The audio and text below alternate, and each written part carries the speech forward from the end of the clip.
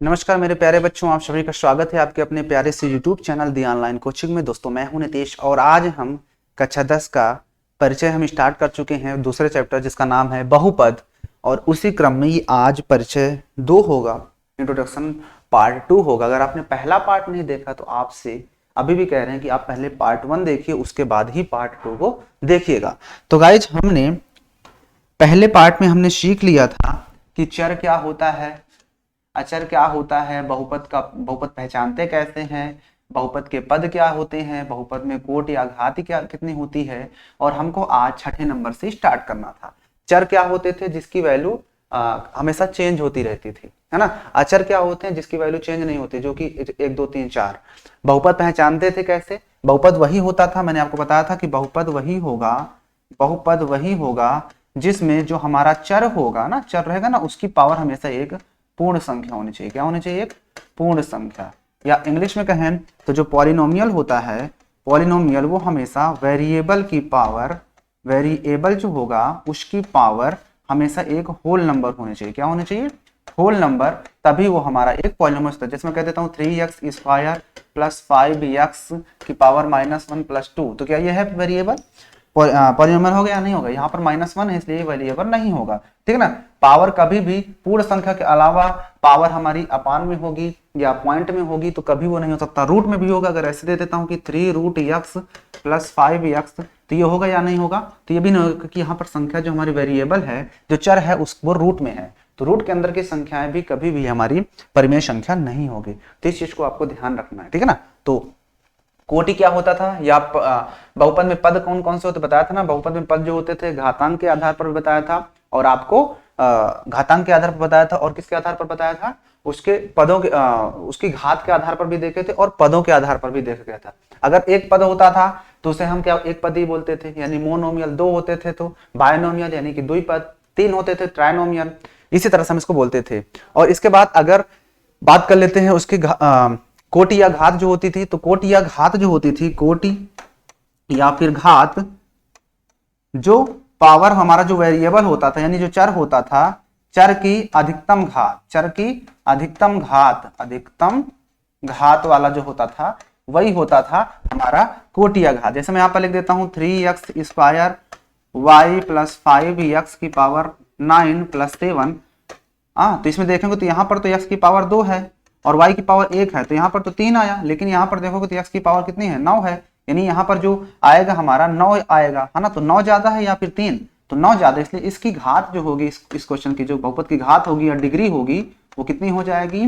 वो डिग्री हो जाएगी 9, ठीक है ना। तो ये आपको मैंने बता चुका हूं। गुणांक से आज हमको सीखना है कि बहुपद का जो होता है वो गुणांक क्या होता है। तो हम यहां से आज बढ़ने वाले हैं। तो चलिए देख लेते हैं इसको फटाक से। वीडियो फर्स्ट इंट्रोडक्शन जरूर देखिए, तभी आपको समझ में आएगा, कक्षा 10 वालों, ठीक है ना। अब देखो हमें दूसरा सीखना है आज बहुपद का गुणांक। बहुपद का गुणांक क्या होता है इसके बारे में आज जानते हैं। बहुपद का गुणांक, तो जानते हैं बहुपद का गुणांक क्या होता है। तो बच्चों बहुपद का गुणांक क्या होता है, यानी गुणा, इसी को बोलते हैं कोफिशिएंट। क्या बोलते हैं? Coefficient of polynomial. पॉलिनोमियल का जो हमारा वो होता है उसे हम कहेंगे बहुपद का गुणांक। कोफिशिएंट क्या होगा? कोफिशिएंट ECIENT, ठीक है ना। तो कोफिशिएंट ऑफ पॉलिनोमियल्स, इसमें हमें बताना होता है बहुपद का गुणांक क्या होता है। तो इसको जो हमारा चर होता है ना, चर के साथ जो संख्या लगी होगी वो बताया जाएगा। उसमें वो कहेगा कि किसका गुणांक बताना है। तो जिसका गुणांक पूछेगा, जिसका भी कोफिशिएंट पूछता है, उसको छोड़ करके उसके साथ बाकी का जो होता है वो हमारा क्या होता है? बहुपद का गुणांक या कोफिशिएंट होता है। तो आइए हम क्वेश्चन लेते हैं, उसके बाद समझ में आता है। जैसे मैं यहाँ पे एग्जांपल लेता हूँ, एक एग्जांपल में तौर पर मैंने एक एग्जांपल ले लिया। यहाँ पर एग्जांपल मैंने लिख दिया कि 3x² plus 7x minus 9y² minus 2y। चलो मैंने ऐसा कुछ लिख दिया। भाई पॉलिनोमियल्स तो है ही, क्योंकि यहाँ पे देखो वेरिएबल की पावर क्या है, हर जगह जो भी वेरिएबल है उनकी पावर एक पूर्ण संख्या ही है, एक होल नंबर ही है, जिसकी वजह से ये हमारा एक पॉलिनोमियल है, ठीक है ना। तो हमें देखना है इससे कोफिशिएंट। मैं पूछूं कोफिशिएंट ऑफ, अगर मैं आपसे पूछूं कोफिशिएंट ऑफ x², यानी कि यक्स स्क्वायर का गुणांक क्या होगा, यक्स स्क्वायर का गुणांक। तो याद रखना बच्चों, जिसका पूछेगा गुणांक उसको छोड़ करके जो बचता है वो उसका कोफिशिएंट होता है। तो मैंने यक्स स्क्वायर को पूछा है, यक्स का नहीं पूछा, यक्स स्क्वायर का। तो यक्स स्क्वायर यहां पर है, तो इस एक्स स्क्वायर को छोड़ करके इसके साथ जो भी नंबर लगा होगा वो हमारा कोफिशिएंट हो जाता है। और याद रखना कि प्लस हो, अगर माइनस के साथ होता तो माइनस लेते इस चीज का, क्योंकि हमारा जो फॉर्म होता है वो प्लस के फॉर्म में होता है। अभी बताने वाला हूं व्यापक रूप अगला नंबर, वहां पर बताऊंगा कि ऐसा क्यों होता है। अगर मैं यहीं पे पूछता एक्स स्क्वायर गुणांक क्या होगा तो 3 होगा, ठीक है ना। अगर मैं यहाँ पूछता हूँ एक्स स्क्वायर की जगह पे यक्स का गुणांक क्या होगा, चलो मैं यहाँ पर जो है यहाँ पे माइनस कर देता हूं, ठीक है ना। यहाँ पर जो है कि मैंने माइनस कर दिया। अब बताना है आपको कि कोफिशिएंट जो होगा यक्स का गुणांक क्या होगा, क्या यक्स का गुणांक, यक्स का गुणांक क्या होगा।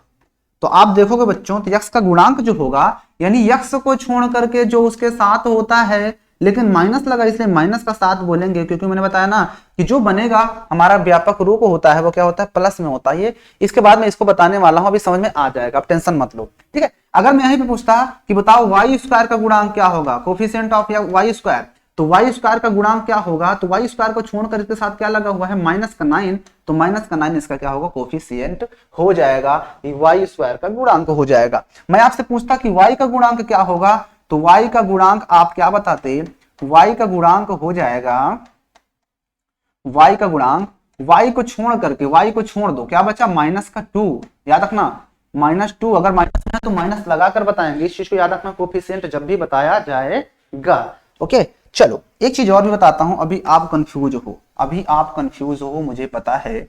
कभी कभी एक क्वेश्चन और मैं लेता हूं, ऐसे मैं दे देता हूं यहाँ पे क्वेश्चन कि माइनस का 2x Y square Z plus 3y minus का 9, इसका अब मैं इसे पूछता हूं आपसे कि बताओ मुझे इस यक्स का क्या होगा, यक्स का गुणांक, यक्स का गुणांक, यक्स का गुणांक मतलब coefficient of x, coefficient of x क्या होगा। तो यक्स का गुणांक पूछा गया, तो यक्स है कहां पे, ये यक्स है, तो इसको छोड़ करके जो बचेगा वो पूरा का पूरा गुणांक कहा जाएगा।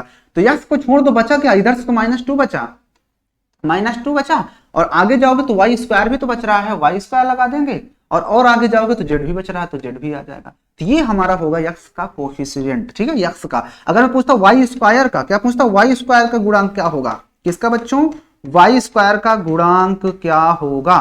तो देखो वाई स्क्वायर का गुणांक पूछा जाता अगर आपसे, तो यहां पर आपको ध्यान से देखना है कि वाई स्क्वायर ये यहां पर है, ये वाई स्क्वायर, तो इस वाई स्क्वायर को मुझे क्या करना होता, हटाना पड़ता, इस वाई स्क्वायर को, इस वाई स्क्वायर को मैं हटा देता तो माइनस का 2 बचता, और वाई स्क्वायर हटा देते यक्स बचता यहाँ पर, और आगे जेड बचता, तो ये होता वाई स्क्वायर का गुणांक, ठीक है। अगर जेड का पूछता कि जेड का गुणांक क्या होगा, किसका बच्चों, जेड का गुणांक, जेड का गुणांक कोफिशिएंट ऑफ जेड, तो जेड को छोड़ करके बाकी के जो बचते हैं यानी कि माइनस का 2x वाई स्क्वायर, ये हो जाता हमारा जेड का गुणांक, ठीक है ना, बात समझ यहां तक। ओके अब आगे देखो, एक चीज और पूछते हैं आपसे, एक चीज और यहां पर कभी कभी पूछ सकता है कि बताओ वाई का गुणांक क्या होगा, वाई का गुणांक, तो वाई का गुणांक, तो वाई का गुणांक आपको सबको दिख रहा है कि वाई का गुणांक क्या है, वाई को छोड़ करके बच रहा है 3, तो 3 हो जाएगा। मैं पूछता कांस्टेंट का या अचर का, अचर पद का गुणांक, अचर पद का गुणांक, तो अचर पद का गुणांक क्या, कुछ नहीं होता, वो नंबर खुद उतर आता है। तो यहाँ पर अचर पद ये है तो ये पूरा आएगा, माइनस का 9 बताया ना आपको, साइन के साथ लाएंगे, अगर माइनस है तो माइनस, प्लस है तो प्लस, अगर ये माइनस होगा तो माइनस का 9 लिख देते, ठीक है ना, प्लस है तो प्लस 9 लिख देंगे, ठीक है, बात समझाई। ओके उम्मीद है कि आपको समझ में आ गया होगा। ये कांस्टेंट होता है ना, बताया था आपको, ये अचर होता है, क्या होता है बच्चों, ये अचर होता है। चलिए अब अगले क्वेश्चन पे चलते हैं, अगला क्वेश्चन, इसको हटाते हैं, उम्मीद है कि आपको समझ में आ गया होगा, ये भी हटा देते हैं क्योंकि इसका काम खत्म है। अब आते हैं अगला नंबर पे, बहुपद का व्यापक रूप, इसको सीखने वाले हैं, ये सीख लिए। अब हम सीखेंगे बहुपद का व्यापक रूप, बहुपद का व्यापक रूप, बहुपद का व्यापक रूप, बहुपद का व्यापक रूप। देखिए बहुपद का व्यापक रूप क्या होता है उसको हम देखने वाले हैं। तो देखो जो बहुपद का व्यापक रूप होता है, आपको बताया था कि इसमें घात के आधार पर आपको बताया गया था और पदों के आधार पर आपको बताया गया था। तो यहाँ पर जो बहुपद का व्यापक रूप होगा वो घात के आधार पर देखा जाएगा। अगर घात एक होती थी तो हमने सीखा था इसमें एक होता है रैखिक बहुपद, आपको बताया था ना कि एक रैखिक बहुपद होता है, या इसी को रेखीय बहुपद भी बोला जाता है, रैखिक बहुपद, है ना, जिसे हमने बोला था इंग्लिश में लीनियर पॉलिनोमियल। क्या बोला था? Linear polynomial. ठीक है, उसके बाद आपको दूसरा बोला गया था यहां पर द्विघाती बहुपद या द्विघात बहुपद, फिर द्विघात लिख दो, दो घात बहुपद, इसी को बोला गया था दो घात को ही क्वाड्रिक, है ना, क्वाड्रिक पॉलिनोमियल। ठीक है ना। उसके बाद तीसरा जो हमने पढ़ा था वो था त्रिघात बहुपद। क्या था? त्रिघात बहुपद। मुख्यतः यही तीन होते हैं, और भी होते हैं लेकिन तीन यही क्यूबिक एक होता है। क्या होता है? क्यूबिक पॉलिनोमियल इसको बोलते हैं। ठीक है ना, बस इन्हीं तीनों को पढ़ना है बस। ठीक है ना। तो देखो ध्यान से बच्चों, अगर हमारा रैखिक बहुपद होता है तो उसमें पावर घात कितनी होती थी? इसमें घात, इसकी अधिकतम घात, अधिकतम लिख सकते हो, अधिकतम घात यानी मैक्सिमम पावर जो होती थी सिर्फ एक ही होती थी, क्योंकि रेखीय है, पावर एक होती है। और इसका जो व्यापक रूप होता है, व्यापक रूप वो होता है, क्या होता है इसका व्यापक रूप? तो मैं साइन बदल देता हूं, ए एक्स प्लस बी। ठीक है ना। अब देखो यहां पर जो यक्स है वो सिर्फ एक है उसकी पावर। ठीक है ना। अब ए कभी भी जीरो नहीं होना चाहिए, इस चीज को याद रखना। Here A is not equal to zero, ये भी याद रखना है। अगर ए जीरो हो जाएगा तो एक्स का काम तो खत्म हो जाएगा ना। तो यहां पर ए कभी जीरो नहीं होना चाहिए। तो जो इस फॉर्म में देखेगा सिर्फ एक ही एक्स है और उसकी पावर सिर्फ एक है, इसलिए हमारा ये रैखिक बहुपद कहलाएगा। ओके, तो कोई पूछ ले रैखिक बहुपद का व्यापक रूप क्या होता है, तो ये होता है ax प्लस बी। अब देखते हैं दूसरा वाला बच्चों। दूसरा दिया है द्विघात बहुपद, यहां पर लिखेंगे इसकी अधिकतम घात कितनी होती है? अधिकतम घात 2 होगी, और इसका जो व्यापक रूप होगा, इसका व्यापक रूप वो होता है स्टैंडर्ड फॉर्म जिसे बोल सकते हो इंग्लिश में, ax square plus bx plus c। अब देखो यहाँ पे अधिकतम घात x की पावर 2 है ना, अधिकतम देखना तो वो द्विघात में आएगा। अब यहाँ पर अधिकतम इसीलिए कहा गया, घात 2 नहीं, अधिकतम घात 2 होनी चाहिए। इस तरह कह दो सर जी यहाँ पर एक घात भी हो तो ये रैखिक में भी चला जाएगा, लेकिन नहीं, हमको मैक्सिमम पावर देखना है, मैक्सिमम डिग्री कितनी है। तो यहाँ पर 2 मैक्सिमम डिग्री है, इसलिए हमारा द्विघात बहुपद हुआ है। यहाँ पर भी वही चीज की a is not equal to zero, यहां पर भी a is not equal to zero. अगर a जीरो हो जाएगा तो x स्क्वायर भी जीरो हो गया, तो यानी bx प्लस c बचेगा, और bx प्लस c बचेगा तो फिर हमारा ये रैखिक बहुपद हो जाएगा। इसलिए कहा जाता है कि a जीरो नहीं होना चाहिए। ठीक है ना। ओके, त्रिघात बहुपद में देखो इसमें क्या होगा, अधिकतम जो इसमें घात बनेगी, इसमें अधिकतम घात बनेगी बच्चों, अब तो आप समझ गए होंगे, अधिकतम घात या डिग्री कह सकते हो, वो 3 होगी, अधिकतम 3 होगी, कम से कम कितनी भी हो जाए लेकिन अधिकतम 3 जानी चाहिए, 3 से ज्यादा नहीं होनी चाहिए। तो इसका जो व्यापक रूप बनता है, व्यापक रूप, इस बहुपद का व्यापक रूप क्या होता है, तो इसका होता है बच्चों ax cube plus bx square plus c, बस कितना लिख दें, हाँ ax क्यूब, अभी तो सी एक्स भी जाएगा, A X square plus B X square plus C X plus D, यहां तक जाएगा। ठीक है ना। और यहां पर आपको देखना है कि अधिकतम पावर जो इसकी आई है वो कितनी आई है, और आपको यह भी याद रखना है कि यहां पर ए जो होगा वो is not equal to zero होना चाहिए। क्यों? क्योंकि अगर ए जीरो हो जाएगा तो एक्स क्यूब भी जीरो हो जाएगा, और जैसे ही एक्स क्यूब जीरो हो जाएगा तो हमारा आंसर भी जो होगा वो B X square plus C X plus D बन जाएगा, और जो कि बहुपद द्विघात बहुपद बन जाएगा। तो आपको ये चीज याद रखना है कि रैखिक बहुपद वही कहलाएगा जिसकी अधिकतम घात 1 होगी, यानी इस फॉर्म में होगा। द्विघात बहुपद क्या होगा, जिसकी अधिकतम घात 2 होगी, और त्रिघात बहुपद वो होगा जिसकी अधिकतम घात 3 होगी। उम्मीद है आपको समझ में आया होगा, अच्छा लगा हो, समझ में आया हो तो लाइक कर दो। ओके, बढ़ते हैं आगे। एक चीज और भी आपको बता देते हैं, यहां पर आपको एक चीज और भी बताना पड़ सकता है, बता दें या अभी चलो थोड़ा देर बाद बताते हैं आपको, थोड़ी देर बाद बताते हैं आपको, थोड़ी देर बाद बताएं अभी बता देते हैं। चलो देखो, अब देखो इसमें शून्यकों की संख्या पूछा करता है। क्या पूछा करता है? शून्यकों की संख्या। इसको मैं यहीं पे बताना चाहता हूं, इसलिए मैं क्या करता हूं, इसको हटाता हूं। अब ये चीज समझ में आ गया, अधिकतम घात कितनी हो गई, व्यापक रूप क्या होता है, ये समझ में आ गया आपको, नोट कर लिया होगा आपने। अब आपको यहाँ पर एक चीज और देखना है कि इसकी अधिकतम घात के साथ साथ अब इसकी हमें देखना है शून्यकों की संख्या किसमें कितनी आती है, वो भी आपको मैं बता देता हूं यहीं पर, ठीक है ना। आप देखो ध्यान से,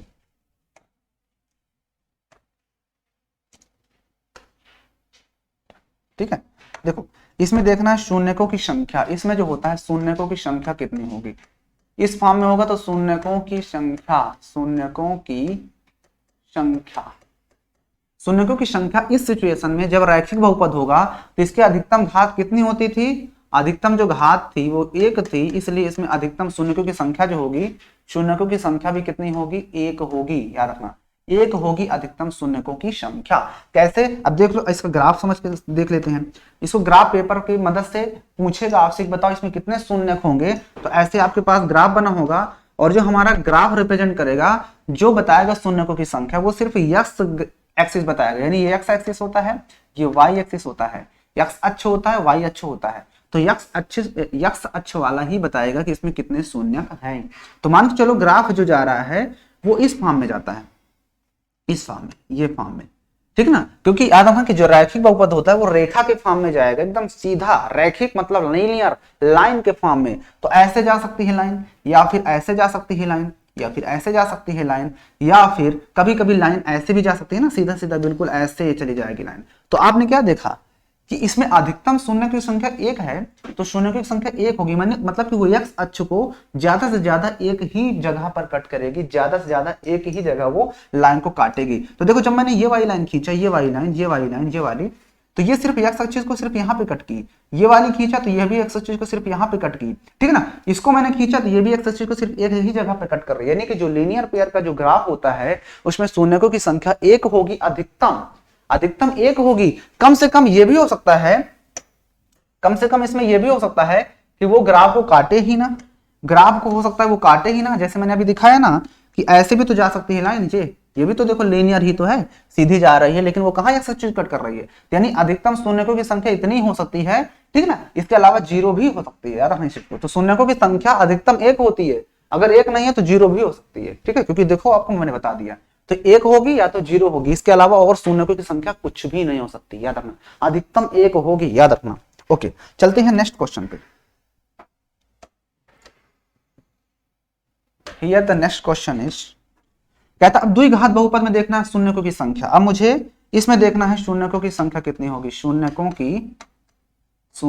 की संख्या। अच्छा पूछा करता है एग्जाम में, ठीक है ना, इस चीज को कि बताओ द्विघात समीकरण में, द्विघात बहुपद में शून्यकों की संख्या कितनी होती है। तो यहाँ पर देखो पावर कितनी है, 2 है ना, यहाँ पर जब रैखिक था तो 1 था, 2 में 2 है, तो इसका मतलब इसमें जो होगी अधिकतम पावर, इसमें अधिकतम 2 होंगे, 2 से कम 1 भी हो सकता है, या तो फिर वो 0 होगा, इसके अलावा कुछ भी नहीं हो सकता। ग्राफ में देख लो, कोई बात नहीं, जाओ ग्राफ में भी दिखा देते हैं। और इसका याद रखना कि पैराबोला बनता है, पैराबोला के फॉर्म में वो कट करेगा ऐसे, जैसे मैं इसका ग्राफ बनाऊंगा तो ऐसे कट करते हुए जाएगा, कैसे, ऐसे, सिर्फ वो अधिकतम 2 ही जगह कट करेगा, ये ऐसे कट कर सकता है, ठीक है ना, या ऐसे कट कर देगा। तो अधिकतम देखो इसने क्या किया, सिर्फ 2 ही जगह पे तो कट किया। एक तो ये वाले ग्राफ की बात करो, इस वाले पैराग्राफ की, तो एक जगह ये, एक जगह ये, तो 2 ही कट किया। इसकी बात करेंगे तो ये भी एक जगह ये, एक जगह ये, तो इसने एक्स एक्सिस को सिर्फ 2 ही जगह पे कट कर रहा है, तो अधिकतम तो 2 होगा। हो सकता है सिर्फ एक ही बार कट करे, एक बार कैसे कट करेगा तो उसको भी देख लेते हैं। अगर एक बार हमको कट करवाना है तो देखो एक बार कैसे कट करेगा, देखो एक बार कट करना है तो ऐसे कट सकता है, ये आएगा, ये देखो एक्स एक्सिस को यहाँ पे टच किया ना, तो एक बार कट कर दिया। हो सकता है कभी कभी कट भी नहीं कर सकता है, ऐसे ही बन जाए, ऐसे ही बन जाए, ऐसे ही बन जाए, है तो पैराबोला जैसे ही ना। लेकिन ये क्या होगा, तो शून्य की संख्या अधिकतम 2 होगी, 2 से 1 भी हो सकती है या फिर बिल्कुल नहीं हो सकती, ठीक है ना। तो 2 1 0। तो कोई पूछ ले द्विघात बहुपद का क्वाड्रेटिक पॉलिनोमियल्स के जो जीरो ऑफ पॉलिनोमियल्स होते हैं, नंबर ऑफ जीरोज होते हैं, तो कितने होते हैं नंबर ऑफ जीरोज, इसको इंग्लिश में नंबर ऑफ जीरोज बोलते हैं। क्या बोलेंगे इसको, नंबर ऑफ जीरोज। तो वो कितने होते हैं, तो शून्यकों की संख्या number of zeros in quadratic polynomials is 2 or 1 or 0, यानी कि 2 होगी या तो 1 होगी या तो फिर 0 होगी। उम्मीद है कि आपको समझ में आया होगा, आप हिंदी मीडियम को या इंग्लिश मीडियम के दोनों को समझ में आएगा, क्योंकि मैं दोनों लैंग्वेज को यूज कर रहा हूं यहाँ पर, ठीक है। अब आते हैं अगले में, अब तो आपको समझ में आ गया होगा कि इसमें कितने हो गए। हाँ, तो यहाँ पर अगर हम शून्यकों की संख्या बात करें, शून्यकों की संख्या, शून्यकों की संख्या, तो यहाँ पर आपको समझ में आ गया होगा। मैं डायरेक्ट लिख दूं क्या, 3 होगी, या तो फिर 2 होगी, या तो 1 होगी, या तो फिर 0 होगी। राइट, 3 2 1 0। कैसे, अब इसको भी अगर देखना देख सकते हो। इसका ग्राफ जो बनता है वो ऐसे बनता है। कहाँ पे बता दूं, इधर देख लो, इसका ग्राफ आप लोग इधर देख लो, ये ऐसे है, ये ऐसे है। अब इसमें का ग्राफ जो होगा वो ऐसे कट करेगा, ऐसे लहराते हुए जाएगा, ऐसे यूं यूं यूं। देखो 3 जगह कट किया ना कम से कम। देखो एक जगह ये कट गया, ये कट किया 1 2, फिर ये 3। इसको नहीं देखना है, इसको नहीं काटना है, ये नहीं है, ये नहीं होगा, ये नहीं होगा। ठीक है, क्योंकि हमको सिर्फ एक्स एक्सिस देखना होता है। तो इसने 3 जगह पे कट किया है ना, तो ये 1 जगह हो गया, ये 2 जगह हो गया, ये 3 जगह हो गया। ठीक है, तो ये होगा हमारा क्या, त्रिघात बहुपद। इसमें पूछ रहे हैं नंबर ऑफ जीरोज कितने हैं, तो नंबर ऑफ जीरो जितने बार वो एक्स एक्सिस को कट करता है वही हमारा नंबर ऑफ जीरोज होता है, वही शून्यकों की संख्या होता है। तो देखो यहाँ पर 3 बार कट किया है, तो ये क्या है, त्रिघात बहुपद का एग्जांपल है, त्रिघात का एक ग्राफ बनाया गया। ठीक है ना, तो आपको उम्मीद है कि समझ में आ गया होगा। बहुत ही अच्छे तरीके से, बहुत ही सरल, बहुत ही सिंपल लैंग्वेज में आपको समझाने की कोशिश कर रहा हूं, और आपको उम्मीद भी है कि आपको समझ में आ भी रहा होगा। ठीक है ना, तो आपको बहुपद का व्यापक रूप, बहुपद में रैखिक बहुपद का व्यापक रूप क्या होता है, स्टैंडर्ड फॉर्म क्या होता है बता चुका हूं। द्विघात बहुपद क्या होते हैं, इसमें शून्यकों की संख्या तो आपको बता चुका हूं। त्रिघात में बहुपदों की त्रिघात बहुपद में नंबर ऑफ जीरोज कितने होते हैं, तो 3 2 0 1। इसको इंग्लिश में बोलते हैं नंबर ऑफ जीरोज। हाँ, नंबर ऑफ जीरोस। ठीक है ना, बात समझाई। ओके, चले, तो मैंने आपको यहां पर क्लियर करवा दिया। तो यहां पर आपके क्लियर हो चुके हैं कौन कौन से, यहां पर आपके जो है क्लियर हो चुके हैं ये वाला भी मैंने बता दिया, शून्यकों की संख्या भी। अब आते हैं बहुपद, व्यंजक और समीकरण में अंतर क्या होता है। इसको पहले जान लो, उसके बाद जो चीजें बचेंगी उसको फिर बता रहा हूं। हमको देखना है बहुपद और व्यंजन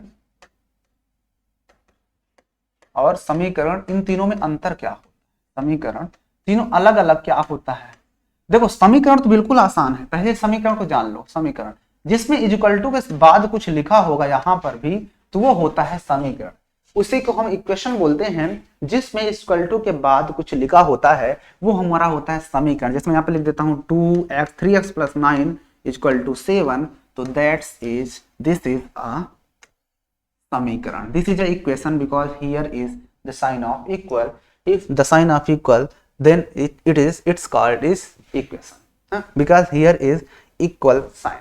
Okay, आगे। ओके, समीकरण समझ में आ गया, खत्म हो गया, बहुत आसान था, बहुत ही इजी था। समीकरण क्या था, टक्कर दो इन दोनों में होनी है। ये दोनों बहुत खतरनाक है, लेकिन मैं आज इनको खतरा को दूर कर देता हूं। मैंने आपको बहुपद बताया था बच्चों, बहुपद आपको मैंने बताया कि बहुपद वही होगा, बहुपद सिर्फ वही होगा जिसमें जो चर होगा उसकी पावर एक पूर्ण संख्या होगी। क्या होगी बच्चों, पूर्ण संख्या। जब उसकी पावर पूर्ण संख्या होगी तो वो हमारा एक बहुपद कहलाता है। जैसे मैंने यहां पर लिख दिया 3x² + 9x। तो अगर मैं यहां पर देखूं तो आप देखोगे बच्चों कि यहां पर जो हमारा x है उसकी पावर 2 है, यहाँ पे x की पावर मतलब 1 है, कुछ नहीं मतलब 1 है। तो यहाँ पर जितने भी हमारे पास चर हैं, जितने भी चर हैं उनकी पावर 1, ये दोनों क्या है, एक पूर्ण संख्याएं हैं, है ना, पूर्ण संख्या। तो जब ऐसी सिचुएशन बनती है तो वो हमारा एक बहुपद होता है। इसका मतलब ये क्या है, एक बहुपद है। बिकॉज यहाँ पर आप देख रहे हैं कि जो बहुपद है उसकी पावर क्या है, एक पूर्ण संख्या है। तो when polynomial is called when the variable's power is a whole number.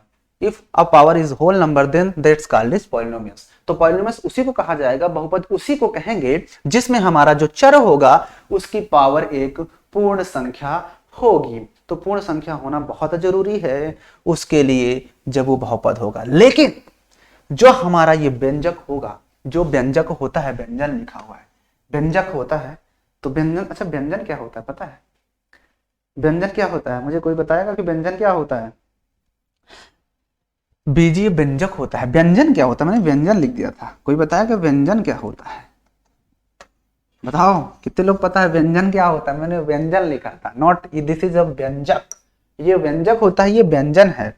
तो व्यंजन जो होता है ये खाने की जो सामग्री रहती है ना, अरे क्या क्या आज क्या क्या सामग्री बनाई गई है आज खाने की, तो वो बच्चों होता है व्यंजन, है ना। और व्यंजक क्या होता है जो हम लोग पढ़ने वाले हैं, अलजेब्रिक एक्सप्रेशन में पढ़ेंगे, है ना। तो ये व्यंजक व्यंजन जो होता है, क्या क्या व्यंजन बना है आज घर में, वाह खुशबू पूरी की आ रही है, सब्जी की आ रही है, क्या बात है।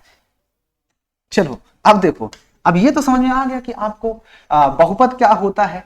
अब व्यंजन क्या कहलाता है, सॉरी व्यंजक क्या कहलाता है। व्यंजक व्यंजक क्या कहता है, ये कहता है मुझे इससे कोई मतलब नहीं, इससे कोई मतलब है, बस मेरे साथ क्या होना चाहिए, एक वेरिएबल हो, एक वेरिएबल हो और साथ में कोई एक कांस्टेंट हो, कांस्टेंट हो, मतलब कि कोई मेरे साथ एक चर हो और उसके साथ कोई एक कांस्टेंट लगा हुआ हो, अचर हो, बस वो मैं बन जाऊंगा। कहता है मैं व्यंजक कहला जाऊंगा, कहता है मैं व्यंजक कोई होऊंगा, मेरे साथ दोनों को जोड़ दो बस मैं व्यंजक कहला जाऊंगा। तो देखो ध्यान से, अगर मैं लिख देता हूं यहां पर √30x+7, तो मैं पूछूं क्या ये व्यंजक है या नहीं है, व्यंजक है या नहीं है, तो बिल्कुल है, क्योंकि √13 भी एक अपने आप में एक अचर है। √13 का वैल्यू जो भी आएगा वो हर जगह सेम ही आएगा। तो ये हमारा एक, इसमें देखो ध्यान से देखोगे तो ये जो है ये अचर है और ये चर है, दोनों मिल करके जो बना है √13x, ये क्या है आ गया ना। तो इसका मतलब ये जो कहलाएगा ये एक व्यंजक कहलाएगा। क्या कहलाएगा बच्चों, व्यंजक कहलाएगा। लेकिन मैं पूछूं क्या ये पॉलिनोमियल है, तो तुम कहोगे बच्चे ये पॉलिनोमियल नहीं है, क्योंकि ये लिखा हुआ है 13√13x। अगर मैं इसको अलग अलग लिखूं तो √13 इंटू √x लिख सकते हो। और मैंने बताया था कि √13 और रूट के अंदर कोई संख्या होती है तो वो हमारा पॉलिनोमियल नहीं होता है, यानी कि कोई वेरिएबल कोई चर पद होगा रूट के अंदर तो वो कभी नहीं हो सकता है, तो ये व्यंजक नहीं है। तो यहां पर एक याद रखना कि अगर मैं तुमसे अब पूछ लूं, मैंने अभी बताया, अभी मैंने आपको बताया कि जो व्यंजक होता है वो इस फॉर्म का होता है। तो मुझे बताओ कि अगर मैं पूछूं कि 2x² + 9x + 7, ये मैंने लिख दिया एक पॉलिनोमियल। अच्छा पॉलिनोमियल्स को px लिखेंगे, ठीक है ना। याद रखना कि जो पॉलिनोमियल होता है उसको हम px के फॉर्म में इस तरह से रिप्रेजेंट किया जाता है। तो मैंने यहाँ पर लिखा 2x² + 9x + 7। तो अगर मैं आपसे पूछूं कि क्या ये एक व्यंजक है या नहीं है, मैं पूछूं क्या ये व्यंजक है या नहीं है, तो तुम कहोगे वेरिएबल होना चाहिए और कांस्टेंट हो तो वो हमारा व्यंजक कहलाएगा। इसका मतलब देखो वेरिएबल भी है इसमें और ये कांस्टेंट भी है, यहाँ पर भी वेरिएबल कांस्टेंट है, इसका मतलब फिर ये व्यंजक है। तो यानी हम इसको व्यंजक भी कह सकते हैं, ये व्यंजक है और साथ में ये एक बहुपद भी है। ये क्या है, एक बहुपद भी है, बहुपद भी है। तो यानी याद आया कि जितने भी बहुपद होते हैं वो सब के सब व्यंजक होते हैं, होते क्या नहीं, जितने भी बहुपद होते हैं, हाँ जितने भी बहुपद होते हैं वो व्यंजक होंगे, लेकिन जितने व्यंजक होते हैं वो बहुपद नहीं हो सकते। तो ये बहुपद जो होता है, बहुपद ये जो है व्यंजक नहीं होता, ये व्यंजक के बराबर नहीं जाएगा, ठीक है। मतलब ये बहुपद जितने भी होते हैं ये व्यंजक नहीं होते, इसका मतलब ये है, ठीक है ना। बहुपद जो होता है वो व्यंजक के बराबर नहीं जाएगा, यानी जितने भी बहुपद होते हैं वो व्यंजक होंगे। रुको रुको रुको रुको रुको, कंफ्यूज हो रहे हो, कंफ्यूज कर रहे हो। बहुपद जो होता है, बहुपद सभी बहुपद, सभी बहुपद व्यंजक,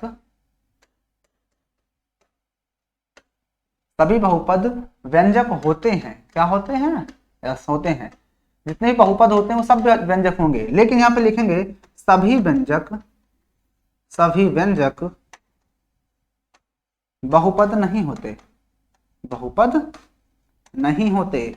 तो इस चीज को भी याद रखोगे। हाँ मैंने बता दिया कैसे, ये चीज लिखा है तो व्यंजक भी तो है लेकिन बहुपद भी है, व्यंजक है बहुपद है। अगर मैं लिख देता हूँ √13x + 7, तो देखो ये व्यंजक तो है लेकिन बहुपद नहीं है, यानी कि जितने भी व्यंजक हैं वो बहुपद जरूर नहीं है कि जितने व्यंजक होंगे वो सब बहुपद होंगे, लेकिन जितने भी बहुपद होंगे वो सब व्यंजक होंगे, ठीक है ना। याद रखना इस चीज को। तो यहाँ पर आपका क्लियर हो गया कि बहुपद क्या होता है, व्यंजक क्या होता है, और समीकरण तो बिल्कुल आसान था, मैंने बहुत ही सिंपल लैंग्वेज में आपको समझाने की कोशिश की।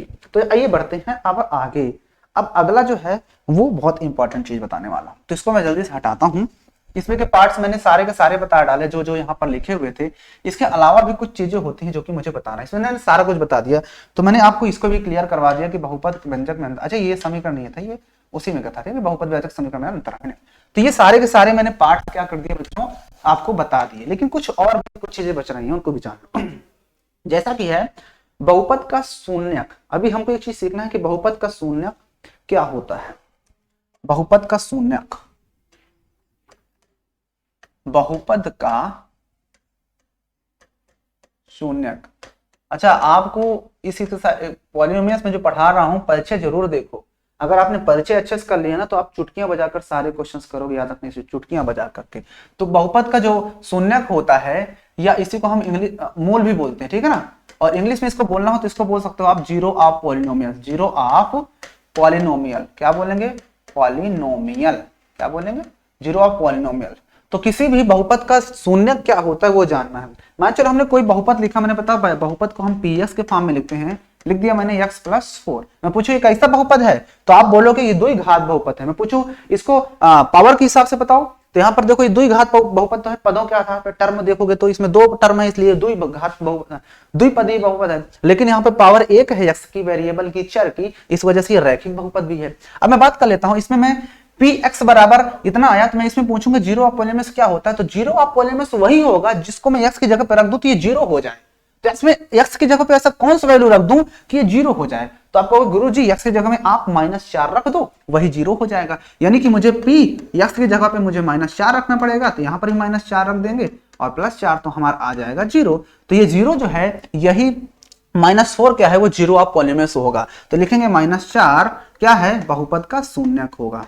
बहुपद लिखना हो लिख सकते हो, बहुपद px लिख दो सिर्फ, का शून्यक होगा, का शून्यक है। ठीक है ना, बात समझे कि नहीं समझे बच्चों। तो आपको यही देखना है कि बहुपद का शून्यक क्या होगा। तो बहुपद का शून्यक वही होगा जिसको हम x की जगह पे रखेंगे, या जो भी हमारा चर या अचर होगा उसकी जगह पे रखने पर प्राप्त होगा, वो हमारा क्या होगा, बहुपद का शून्यक, बहुपद का शून्यक होगा। ठीक है ना, बात समझाए कि नहीं समझ में, यहां तक समझेंगे। तो -4 जो होगा वो बहुपद का शून्यक होगा। ठीक है ना, बात समझ में आई या नहीं समझ आई। ओके, एक और क्वेश्चन देखते हैं, एक और देख लेते हैं यहीं पे। चलो मैं कह देता हूं आपसे बच्चों, मैं आपसे कह देता हूं कि px दिया है आपके पास x-3, तो मैं पूछिए x का वैल्यू क्या होगा, x का वैल्यू। तो तुम कहोगे गुरुजी p की जगह पे, x की जगह पे आप +3 रख दो, तो यहाँ पर +3 रखेंगे और -3, तो यहाँ पर 0 आ गया। तो लिखेंगे कि +3 यानी कि 3 जो होगा वो बहुपद का शून्यक है। क्या है, शून्यक होगा या शून्यक है लिख सकते हो, नो प्रश्न है। तो लिखोगे ये 3 क्या है, इसका शून्यक है। और पूछ लिया जाए इसका गुणनखंड, तो ये जो लिखा होगा ना x लिखना है, उसके बाद इसका साइन बदल करके इसके साथ जोड़ दो, ये -3, ये क्या होगा, ये बहुपद का एक गुणनखंड होगा। क्या होगा, एक गुणनखंड होगा। क्या होगा बच्चों, गुणनखंड होगा। बहुपद का एक गुणनखंड भी है। ठीक है ना, याद रखना इस को। अगर यहाँ पर -3 कर रखने पर शून्यक होता, -3 रखने पर मान चलो ये शून्यक होता, तो x लिखते हैं और उसके बाद इसका साइन बदल के इसके साथ जोड़ दो, ये माइनस प्लस, तो x+3 बहुपद के गुणनखंड होता है। तो याद रखना इस चीज को भी ऐसे किया जाता है। बाकी हम क्वेश्चन जब करेंगे तो वहां पर भी आपको क्लियर हो जाएगा। उम्मीद है कि यहाँ तक आपको समझ में आ गया होगा। तो आइए कुछ चीजें और भी हैं, उसको भी फटाक से जान लेते हैं। तो इसको हटाते हैं, आपको समझ में आ गया होगा कि बहुपद का शून्यक क्या होता है या जीरो ऑफ पॉलीनोमियल क्या होता है। अब एक चीज और बचता है कि इनको हम निकालते कैसे हैं, इसमें कितने मूल होते हैं, कितने बहुपद का जो शून्यक होता है वो कितने होते हैं, उसको जान। याद रखना कि घात जितनी होगी, घात किसकी, चर की घात, चर की घात जो होगी, चर की घात जितनी होगी, यहाँ पर जो घात होगी उतने ही शून्यक होंगे, वही शून्यक होंगे, उतने ही शून्यक होंगे। मान चलो मैंने दे दिया 3x+5, यहाँ पर जो चर है उसकी पावर कितने, 1 है, तो इसका एक ही मान आएगा, x की वैल्यू जो होगी वो एक ही आएगी। और हम करके भी देख सकते हैं कि 3x+5 बराबर 0 करोगे तो x बराबर कितना आएगा, -5/3। यही वो एक वैल्यू है जिसको हम रखेंगे तो शून्य की संख्या 0 होगी, इसके अलावा कुछ नहीं है। अगर यहीं पे पावर 2 होता यानी कि 3x² + 5, तो यहाँ पर पावर अधिकतम 2 है, तो यहाँ पे x की वैल्यू जो होगी, x बराबर ये 2 इसके शून्यक आएंगे। कितने आएंगे, x के 2 शून्यक आएंगे। ठीक है, वो नहीं समझना, शून्यक होंगे 2। अगर पावर 3 होती अधिकतम तो 3 शून्यक होते। तो पावर की जो घात होगी, मतलब जो चर होगा उसकी जो अधिकतम घात होगी उतने उसके शून्यक बनते हैं। आइए अब हम जान लेते हैं कि इन सभी शून्यक की संख्या निकालते कैसे हैं, कौन कौन से शून्यक होते हैं।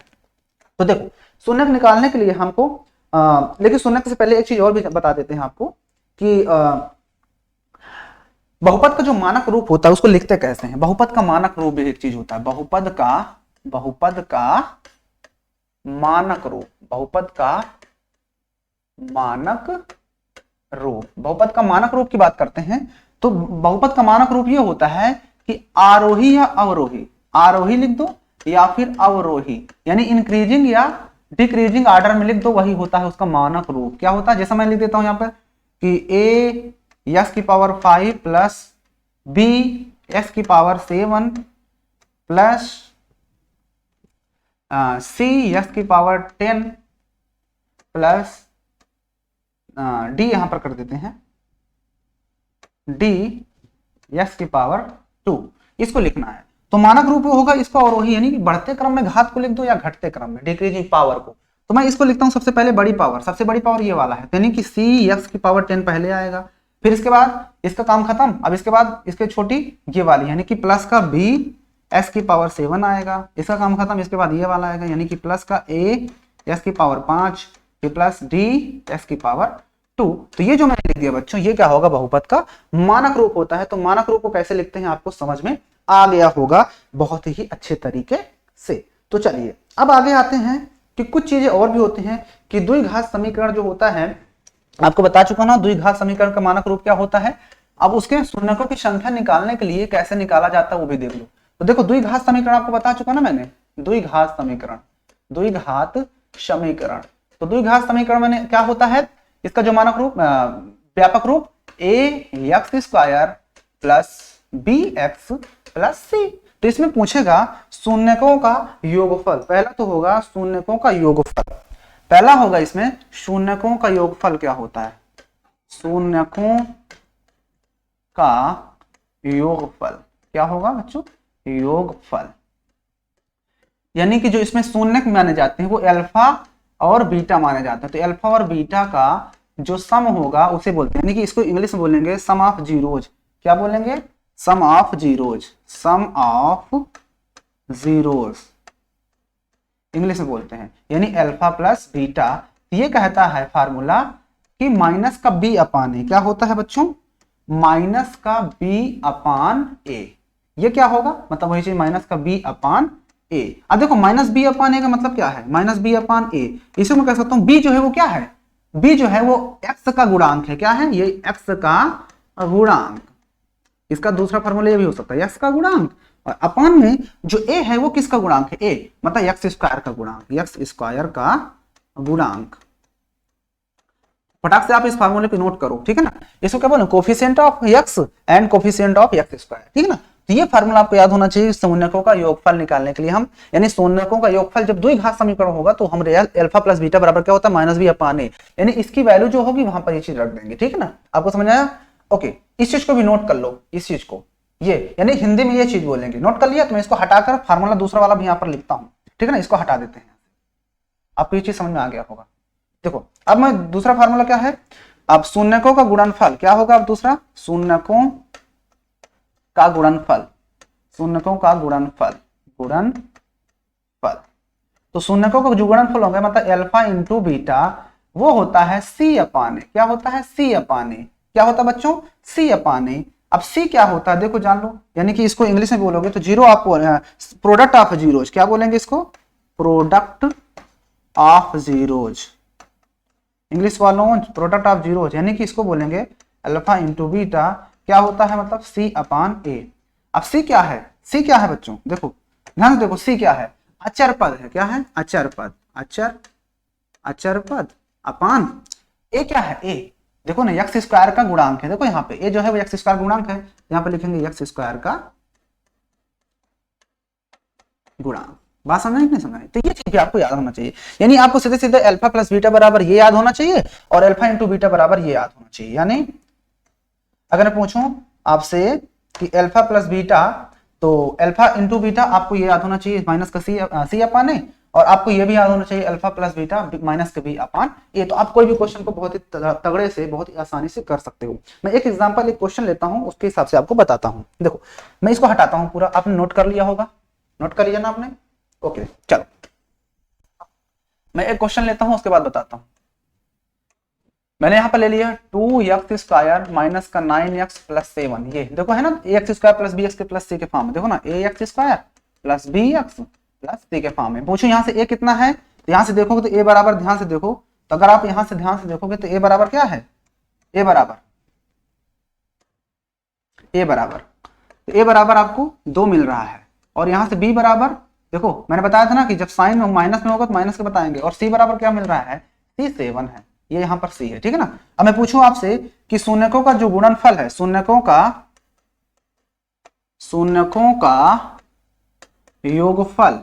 योगफल क्या होगा इस सिचुएशन में, यानी कि अल्फा प्लस बीटा।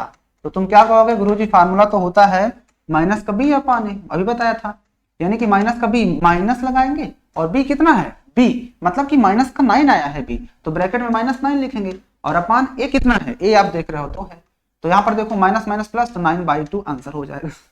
अब मैं पूछूं आपसे कि शून्यकों का गुणनफल, क्या पूछूं, शून्यकों का गुणनफल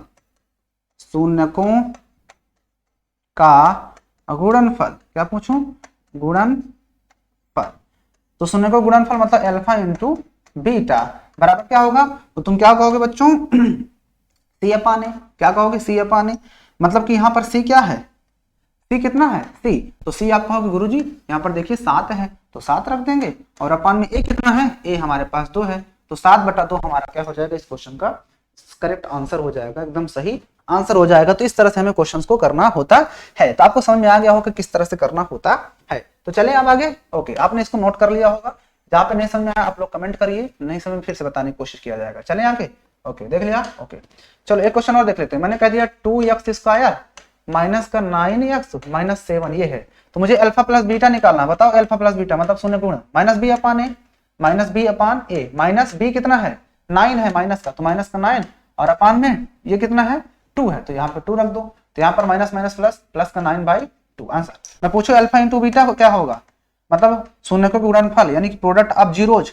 तो सी अपान ए होता है फार्मूला, यानी सी कितना है, तो सी आप बोलोगे सर जी माइनस का 7 है, -7 और अपान ए कितना है माइनस का 2 है, -2 माइनस माइनस कट जाएगा, आगे बच्चों 7/2, ये हो जाएगा इस क्वेश्चन का आंसर, ये इसमें का आंसर है ना। कितना प्यारा, कितना आसान क्वेश्चन है, तो आप लोग कहते हो जबरदस्ती में कठिन है। ओके अब देखो ये तो बात हो गई द्विघात का, ये जितना मैंने प्रोडक्ट बताया आपको ये द्विघात का बताया। अब पता है कभी कभी 3 घात का भी पूछ लेता है, किसका बच्चों, त्रिघात का। तो यहाँ पर त्रिघात समीकरण भी पता होना चाहिए, मतलब त्रिघात बहुपद का व्यापक रूप, त्रिघात बहुपद के लिए भी आपको पता होना चाहिए बहुपद।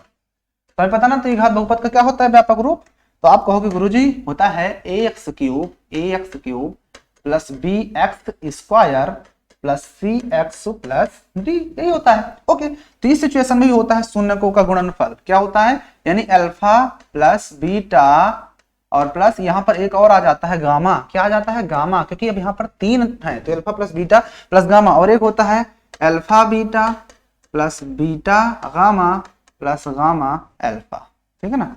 ये गामा बना रहा हूँ, ठीक है ना, जो इस तरह बना, इस तरह से जो बना रहा हूँ ये क्या है बच्चों, ये गामा पढ़ेंगे, इसको क्या पढ़ेंगे, गामा है, ठीक है ना। हो सकता है तुम लोग किसी दूसरी जगह बनाते हो, कुछ लोग ऐसे ही बनाया करते हैं, ऐसे करके कुछ, तो ये भी सही है, ठीक है ना। तो आप पे डिपेंड है कैसे आप बना रहे हो। और इसके बाद एक और फार्मूला इसमें तीसरा आ जाता है alpha into beta into gamma, 3 फार्मूले इसमें याद आए अब बनेंगे, क्योंकि पावर यहाँ पर 3 है इसलिए, ठीक है ना। चलिए आगे, अब देखो तीनों के फार्मूले आपको याद होने चाहिए, तीनों के फार्मूले में यहाँ पर लिख देता हूं, आपको तीनों के फार्मूले भी पते होने चाहिए, ठीक है ना। तो देखो शून्यकों के गुणनफल में जो फार्मूला हो जाता है अगला वो कितना हो जाता है, आप फार्मूला नोट कर लीजिए फटाक से। इसका हो जाता है, इसका पहले वाले का तो माइनस का b अपान a, इसका होता है c अपान a, और इसका हो जाता है d अपान a होता है, हाँ माइनस का d अपान a, ये फार्मूला याद होना चाहिए। Alpha plus beta plus gamma equal to होता है हमारा माइनस का b upon a, alpha beta beta gamma gamma alpha equal to होता है c अपान a, और अगला होता है alpha beta gamma equal to minus का d अपान a। तो इस तरह ये क्वेश्चन दिया रहा करेगा और हमको आंसर बताना होगा। तो तीनों फार्मूले आपको नोट कर लिए होंगे। मान चलो मैं इसी के थ्रू एक क्वेश्चन भी आपसे करवाता हूं। मैंने कह दिया यहाँ पर एक क्वेश्चन है, ये 2x² प्लस 9 2x क्यूब कर देते हैं plus 9x² plus 3x minus 8, ठीक है ना, इसको करना है। तो मैं पूछूं आपसे alpha beta gamma equal to क्या होगा, alpha beta gamma equal to, या आपसे पूछता हूं alpha plus beta plus gamma equal to क्या होता है, तो आप कहोगे गुरुजी सी अपान ए माइनस का बी अपान ए होता है, तो माइनस का बी अपान ए, तो माइनस बी, बी कितना है, ये ए होता है, ये बी, ये सी, तो बी है 9 है, यानी माइनस तो फार्मूला वाला और बी 9 दिया तो 9 और अपान ए कितना है 2 है, तो ये आंसर हो गया। अब मैं पूछूं alpha beta plus beta gamma plus gamma alpha equal to क्या होता है, तो आप कहोगे सी अपान ए होता है, क्या होता है सी अपान ए, तो सी कितना है, तो ए बी सी मतलब 3 है और ए कितना है, ए आपके पास 2 है, तो ये हो गया आंसर। मैं पूछूं अल्फा बीटा गामा यानी कि प्रोडक्ट ऑफ जीरोस, तो क्या होता है माइनस का डी अपान ए होता है, माइनस का डी अपान ए, तो माइनस और डी कितना दिया है डी, तो ए बी सी डी मतलब माइनस का 8, तो माइनस का 8 ब्रैकेट में लिखेंगे और अपान में ए कितना है 2 है, ठीक है। अब देखो ये माइनस माइनस प्लस हो जाएगा तो आंसर ऊपर आ जाएगा 8 और अपान में 2, तो 2 1 जा 2, 2 4 जा 8, यानी हमारे पास आंसर आ जाएगा। उम्मीद है कि आपको समझ में आ गया होगा, उम्मीद है कि आपको समझ में आ गया होगा। और इस तरह से हमने क्या किया, इस चैप्टर के जितने भी इंपॉर्टेंट क्वेश्चंस बन रहे थे, इंपॉर्टेंट हमारे पास एक्सरसाइज के जितने भी परिचय था, इंट्रोडक्शन इस वीडियो का, इस पूरे चैप्टर का, वो हमने 2 वीडियो के अंदर कवर कर लिया है। नेक्स्ट वीडियो जब भी इसकी आएगी तो उसमें हम एक्सरसाइज करेंगे। इसमें हम एक्सरसाइज करने वाले हैं, बहुत आसान एक्सरसाइज लगेगी अगर आपने दोनों वीडियोज को अच्छे से देख लिया। आप इंट्रोडक्शन देख लो अच्छे से, बस इंट्रोडक्शन आप अच्छे से देख लो, बस आप क्वेश्चन जो एक्सरसाइज किए उनको आप अपने आप करना शुरू कर दोगे, बस आपको इनको अच्छे से पढ़ लेना है बस। तो उम्मीद है कि आपको सारी चीजें क्लियर हो चुकी होंगी। और मैं तो चैप्टर अभी स्टार्ट भी नहीं किया, यहाँ पर कक्षा 10 का हमने पार्ट 2 जो था हमने उसका इंट्रोडक्शन क्या कर लिया, इंट्रोडक्शन इस चैप्टर का क्या हो चुका, इंट्रोडक्शन कंप्लीट, क्या हो चुका बच्चों, कंप्लीट। अब हम क्या करेंगे, नेक्स्ट वीडियो में हम करेंगे इस चैप्टर के जितने भी क्वेश्चंस मिलेंगे, इस चैप्टर के जो भी एक्सरसाइज के क्वेश्चंस होंगे उनको हम करेंगे नेक्स्ट वीडियो में। तो आज की वीडियो में बस यही था। वीडियो अच्छी लगी हो तो नीचे लाइक का बटन ठोकना बिल्कुल मत भूलना, चैनल पे नए हो तो सब्सक्राइब बेल आइकन को प्रेस। मिलते हैं नए वीडियो के साथ, तब तक के लिए जय हिंद।